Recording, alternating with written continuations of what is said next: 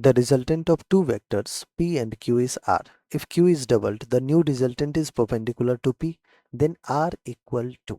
देखिए बच्चों, हमारे पास दो वेक्टर है P प्लस Q, उसका रिजल्टेंट R है। तो रिजल्टेंट R जो है उसको अपन लिखते हैं कैसे, P vector plus Q vector करके लिखते हैं।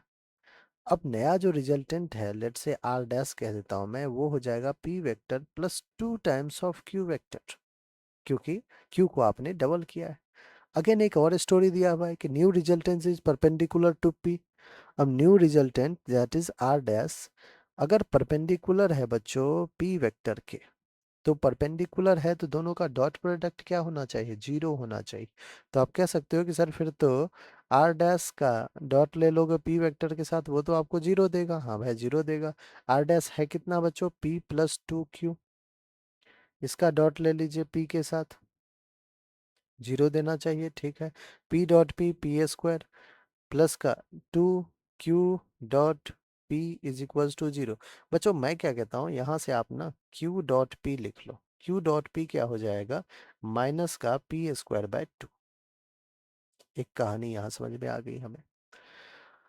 हमें रिजल्टेंट आर की वैल्यू बेसिकली बच्चों पूछा गया है, तो आपको हो गया कि सर रिजल्टेंट को आप मैग्नीट्यूड के फॉर्म में लिखते हैं। रिजल्टेंट का स्क्वायर क्या हो जाएगा, P square plus Q square plus 2 P Q cos theta, जिसको हम पी डॉट क्यू लिख सकते हैं।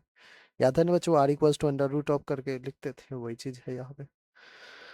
तो R square is equals to P square plus Q square plus का 2 पी डॉट क्यू। अब देखिए क्यू डॉट पी और पी डॉट क्यू लिख सकते हैं, कोई दिक्कत नहीं डॉट प्रोडक्ट के साथ, माइनस पी स्क्वायर बाय 2 है बच्चों, माइनस पी स्क्वायर बाय 2। ठीक है, 2 बाहर भी था।